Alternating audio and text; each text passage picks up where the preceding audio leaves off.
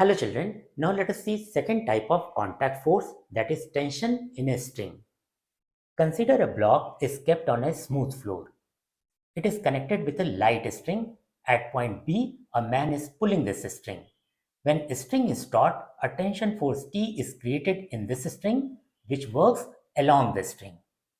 This is the contact area between the block and the floor. This is the contact point between the block and the string. This is the contact point between the string and the hand. This normal reaction N works perpendicularly downwards because of the weight of this block. This normal reaction works perpendicularly upwards because of the floor on the block. This tension force T works on the block because of the string. This tension force T works on the string because of the block. This tension force T works on the hand because of the string. Now we will draw FBD of this block, string and hand. To draw the FBD of this block, isolate this block from the rest of the system and draw it in its original shape and orientation. Now we will show various forces acting on it. N is the normal reaction created by the floor on the block. T is the tension force created by the string on the block. W is weight of the block that works at its geometrical center. String is light, so we don't need to consider its weight. This end of the string is connected with block and this end of the string is connected with hand. This is the tension force created on the string by the block and this is the tension force created on the string by the hand. String is pulled by the hand, so this tension force T is created by the string on the hand. Now let us consider third scenario in which a string passes over a pulley.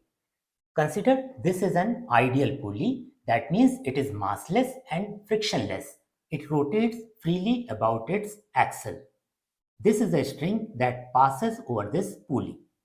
Two blocks M1 and M2 are attached to two ends of the string. We will draw a BD of M1, M2 and this pulley. To draw the FBD of block M1, we need to isolate it from rest of the system and then show various forces acting on it. Tension T is created on it by this string. Weight of this block works vertically downwards at its geometrical center. Similarly, we can draw FBD of block M2. To draw FBD of this pulley, we need to isolate it from rest of the system. Since this is ideal pulley, we don't need to consider its weight. String is touching this pulley all along this curve AB. Consider a point P on this curve. Tension force acts at this point towards the center of this axle. We can resolve this force into horizontal and vertical components. Horizontal component of forces on both the sides will cancel each other. Vertical components will add up to tension T on one side and T on the other side.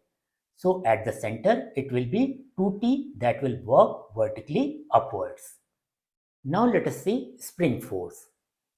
Consider a massless spring which is attached to the wall. Its free end is held by a man. So there are two contact points. First between the wall and the spring and second between the hand and the spring. We will consider two cases. First, when a spring is compressed and second, when a spring is elongated. When a spring is compressed, force is applied by the hand on the spring in this direction. As a reaction, equal and opposite force will be applied by the spring in opposite direction. So compression is in this direction and reaction force by the spring is in this direction. They are in opposite directions. In case 2, when the elongation is in this direction, that means force applied on the string is in this direction. So equal and opposite force as a reaction force by the spring will be in this direction. Elongation is in this direction and reaction force is in this direction. They are in opposite directions again. So the relation between reaction force of the spring and its deformation is given by F is equal to minus Kx, where K is spring constant, minus because reaction force and deformation of the spring are in opposite directions. This is known as Hooke's law. Now let us see this question based on free body diagram. Draw the free body diagram of mass m1 as shown in the figure. Assume all the surfaces are frictionless. In this figure, a wedge is kept on the floor.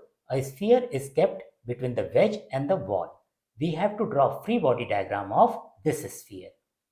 First, we need to isolate this sphere from rest of the system and draw it as it is. Then we have to show all the forces acting on it.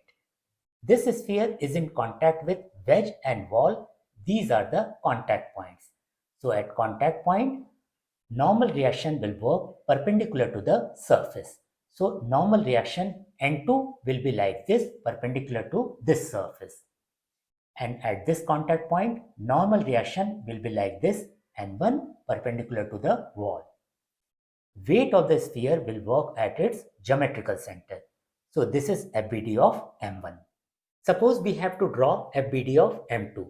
Then we have to isolate M2 from rest of the system and draw it as it is.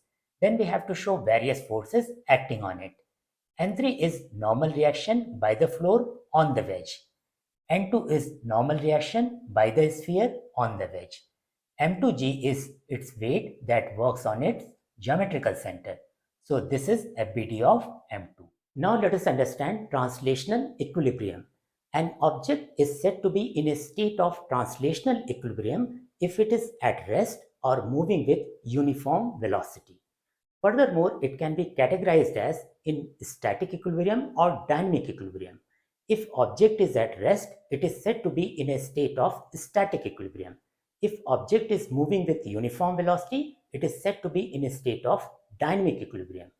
In both the cases, acceleration is zero. That means no net force applied on the object. So condition for translational equilibrium is summation of F external is equal to 0. If X external is resolved along the three coordinate axes, then summation of Fx is equal to 0, summation of Fy is equal to 0, and summation of Fz is equal to 0.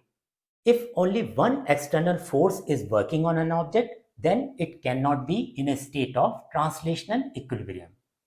If two external forces are working on an object, then for the object to be in translational equilibrium, they must be equal and opposite in direction. If three forces are working on an object, they must be coplanar and work along the sides of a triangle in cyclic order, like this. Let us see this question based on translational equilibrium. A block of mass m rests on a smooth slope tied with a string as shown in the figure. Calculate the tension in the string and normal force on the block. This block is resting on this slope tied with a string. First, we will draw FBD of this block. So we will isolate this block from rest of the system and draw it in its original shape and orientation. Weight of this block is mg that works vertically downwards at its geometrical center. Tension force T works on this block because of string.